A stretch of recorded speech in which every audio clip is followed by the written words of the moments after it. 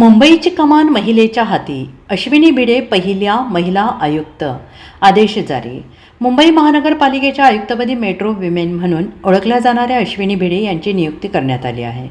सामान्य प्रशासन विभागाने बुधवारी याबाबत अधिकृत घोषणा केली. सध्याचे मुंबई महापालिका आयुक्त भूषण गगराणी हे 31 मार्च 2026 रोजी सेवानिवृत्त होत आहेत. त्यांच्या निवृत्तीनंतर मुंबई महापालिकेच्या आयुक्तपदी कोणाची नियुक्ती होणार याची चर्चा गेल्या अनेक दिवसांपासून सुरू होते. मुंबई महापालिका आयुक्तपदासाठी संजय मुखर्जी, असीम गुप्ता, मिलिंद म्हैसकर, विकास खारगे, मनीषा वर्मा, वीरादा या अधिकाऱ्यांची नावे चर्चेत होती. हे अधिकारी अश्विनी भिडे यांच्यापेक्षा वरिष्ठ आहेत. मात्र वरिष्ठता डावलून अश्विनी भिडे यांच्याकडे महापालिका आयुक्तपद देण्यात आलेलं आहे अशी चर्चा सुरू झाली आहे.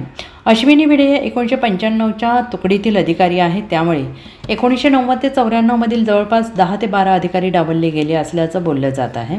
कालच अश्विनी भिडे यांनी राज्याचे उपमुख्यमंत्री तसेच नगरविकास मंत्री एकनाथ शिंदे यांची भेट घेतली.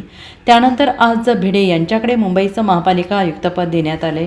अश्विनी भिडे या 1995 बॅचच्या IAS अधिकारी आहेत. मुंबई मेट्रो रेल कॉर्पोरेशनच्या व्यवस्थापकीय संचालक म्हणून मेट्रो लाईन 3च्या प्रकल्पात त्यांनी महत्त्वपूर्ण भूमिका बजावली होती. तसेच मुंबई महापालिकेच्या अतिरिक्त आयुक्तपदावर त्यांनी उल्लेखनीय कामगिरी केली आहे. आता मुंबई महापालिकेची सर्वोच्च जबाबदारी त्यांच्याच हाती आलेली आहे.